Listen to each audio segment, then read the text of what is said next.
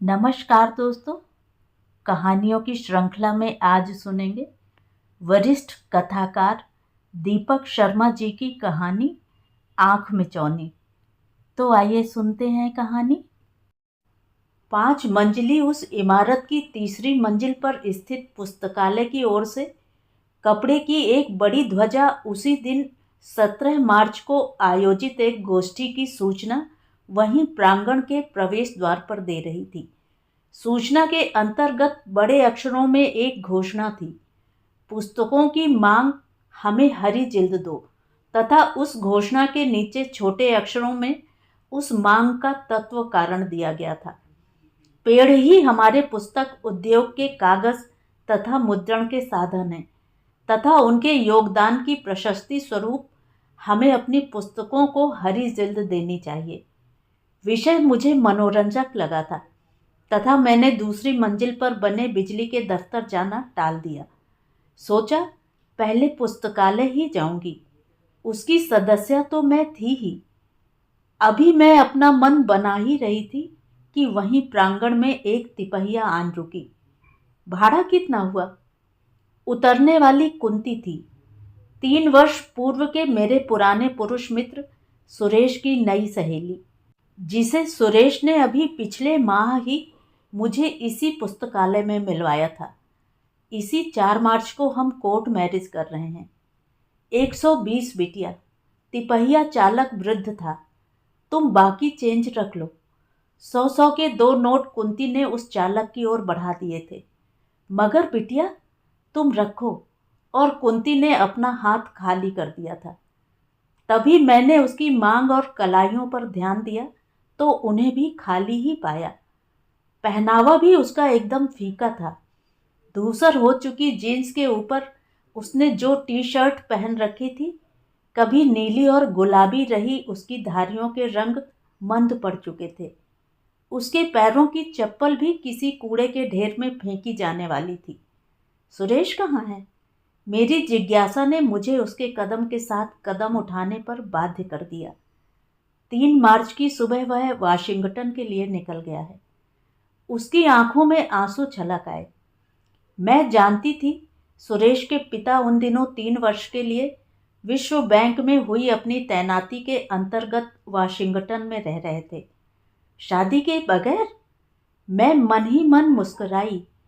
उससे पहले भी मैं सुरेश को 3 लड़कियों को अपने मन में बिठलाने के बाद उन्हें मन से उतारते हुए देख चुकी थी। हाँ, और कुंती अपने आंसुओं को संभालती हुई इमारत के सुरक्षा जांच वाले बूथ की ओर चल दी। मैं भी उसके पीछे पीछे वहीं चली आई। आप अपने साथ कुछ नहीं लाई? सुरक्षा जांच के बाद लाउंज में पहुंचते ही मेरी जिज्ञासा खुलकर प्रकट होली। नहीं, उसकी आंखें अब अपने आंसू संभाल नहीं पाईं। लाउंज में लिफ्ट के पास खड़े लोग हमारी ओर देखने लगे। आज पुस्तकालय नहीं जा रही? मुझे उसकी चिंता हो आई। नहीं, उसने नीचे आ चुकी लिफ्ट की ओर मुड़ना चाहा। लिफ्ट में अभी इन सबको जा लेने दीजिए। मैंने उसका हाथ पकड़कर उसे उसमें जाने से रोक दिया। मुझे आपसे एक ज़रूरी बात करनी है, सुरेश ही के बारे में। क्या? वह चौंक गई। चलिए इस दूसरी लिफ्ट में चलते हैं, अकेली हम दोनों। जब तक नीचे आ चुकी दूसरी लिफ्ट मुझे नजर आ गई थी। आपकी मंजिल? लिफ्ट का दरवाज़ा बंद होते ही मैंने अपना द्व्यर्थक प्रश्न उसकी ओर निर्दिष्ट किया। आखिरी। इस इमारत की आखिरी मंजिल में एक रेस्तरां था, आधा छतदार एवं आधा खुला। किंतु उसके खुले भाग के एक कोने में अशुभ वह बालकनी भी थी जहां से नीचे कूदकर अभागे कई युवक एवं युवतियां स्वेच्छा से मृत्यु प्राप्त कर चुके थे। मैं भी उसी आखिरी मंजिल पर ही जा रही हूँ। उसे अपने पक्ष में लाने के लिए मैंने गप उड़ा दी, लेकिन उसके रेस्तरां में नहीं, उसकी बालकनी पर। सच? भौचक होकर वह मेरा चेहरा ताकने लगी। वहां जाने से पहले बेशक सुरेश के बारे में तो मुझे आपसे बात करनी ही है। हाँ हाँ, सुरेश ने क्या किया? वह उत्सुक हो आई। उसने मुझे धोखा दिया।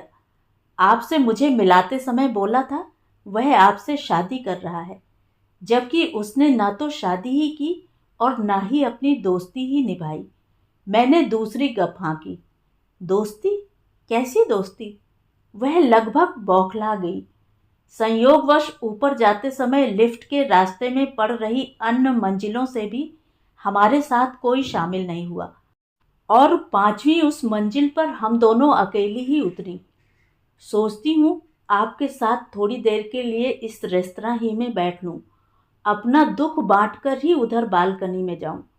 मगर पहले बताइए, इधर इस रेस्तरां में आप किसी से मिलने आई हैं क्या?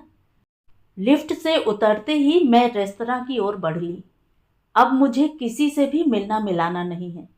बस सुरेश के बारे में आपकी बात सुननी बाकी है, और फिर क्या? उसे निरस्त करने के लिए मैंने अपने शस्त्र उठा लिए। मैं मनोविज्ञान में लेक्चरर थी और जानती थी उसकी इष्ट धारा से उसे अपने मार्ग पर लाने के लिए मेरा उस पर सीधा प्रहार करना सर्वथा ठीक था। फिर वह घबरा गई। चलिए अभी रेस्तरां में बैठते हैं, फिर की फिर देखी जाएगी। अभी कॉफ़ी पीते हैं, सैंडविच लेते हैं। अच्छा हुआ जो अपना बटुआ मैं लेती आई, आपकी तरह खाली हाथ नहीं आई। मैंने मेज कुर्सियों पर अपनी नज़र दौड़ाई और बीच वाली एक मेज की ओर बढ़ ली। हाथ खाली करते समय आपने अपने कंधे नहीं खाली किए। उसके आसन ग्रहण करते ही मैं शुरू हो ली। कंधे? मैं समझी नहीं। अपने कंधों पर आप अभी भी सुरेश को लादे हुए हैं। अपने कंधे मुक्त करिए। अपनी जिंदगी में नया अपना खाका उतारिए। अपने लिए नई लकीर खींचिए। सुरेश को एक दुःस्वप्न समझिए, मानो वह आपकी बाजू से होकर निकल गया। अपना भविष्य उसके साथ जोड़ने की बजाय अपने लक्ष्य, अपने सपने के साथ जोड़िए। तभी वेटर हमारी मेज पर पानी के 2 गिलास ट्रे में रखे हमारा ऑर्डर लेने आ पहुंचा। यहाँ सबसे अच्छा क्या है? मैंने उससे पूछा। यहाँ की टिकिया और पानी बताशे। फिर आप 2 कॉफ़ी ले आइए और 2-2 प्लेट, यही दोनों। मैं कुछ नहीं लूँगी, प्लीज़। वह लगभग उठने को हुई। तुम यह ले आओ, हम दोनों खाएंगे। मैंने अपना हाथ कुंती के हाथ पर जा टिकाया। क्या सुरेश के बारे में आप कुछ जानना नहीं चाहती थी? हाँ हाँ, तो फिर बैठिए अभी। आपको जल्दी किस बात की है? असल में मैं यह सोचकर आई थी, अब मुझे इस संसार से कुछ लेना देना नहीं, सिवा सुरेश के। मैंने व्यंग छोड़ा। उसे मैं उस दोहरी गांठ से दूर करना चाहती थी। आप बहुत गलत रास्ते पर जा रही हैं। सुरेश से मिलने के पहले भी तो आप कुछ कर रही थी। हाँ, मैं जेआरएफ जूनियर रिसर्च फेलोशिप पा रही थी, अब भी पा रही हूँ, बल्कि आज ही उसका नया चेक कैश करवा कर लाई हूँ। जेआरएफ तो केवल नेट परीक्षा में मेरिट लिस्ट पाने वालों को ही मिलता है। मतलब आप पढ़ाई में बहुत तेज हैं? थी कहिए, थी।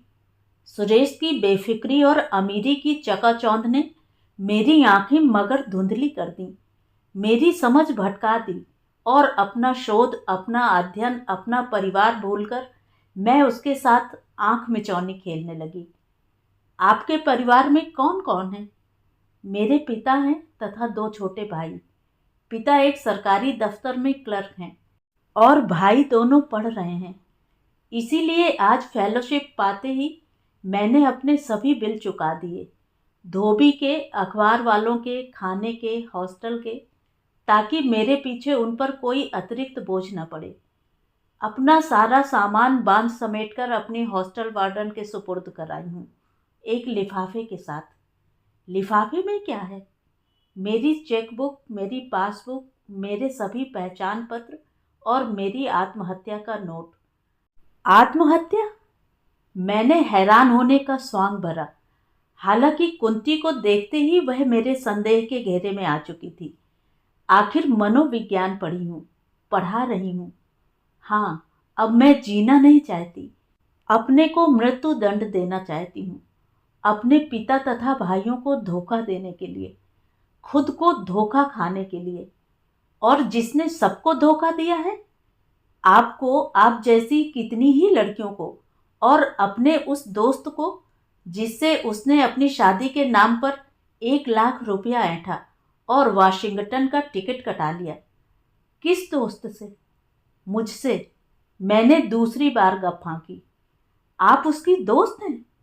थी, मगर अब नहीं। और सोचती हूँ हमें अपना अपना भविष्य बिगाड़ना नहीं चाहिए। सुरेश को एक दुःस्वप्न की भांति भुला देना चाहिए और अपने आप को महत्व देना चाहिए, उसे नहीं। शायद आप ठीक कह रही हैं। कुंती ने मेरे रुमाल से अपना चेहरा पोंछा और मेरा हाथ पकड़कर बोली, अगली बार मेरे बटुए से बिल चुकाया जाएगा। तभी वेटर हमारा सामान लेकर हमारे पास आ पहुंचा और हम सुरेश को भूलकर उस पर टूट पड़ी। तो ये थी कहानी। कहानी आपको कैसी लगी कमेंट करके ज़रूर बताएं। और अगर मेरे द्वारा सुनाई हुई कहानियाँ आपको अच्छी लगती हैं और आप मेरे चैनल पर पहली बार आए हैं तो चैनल को सब्सक्राइब ज़रूर करें, लाइक करें और अपने दोस्तों और परिचितों में शेयर भी करें। बेल आइकन दबाना बिल्कुल भी ना भूलें। धन्यवाद।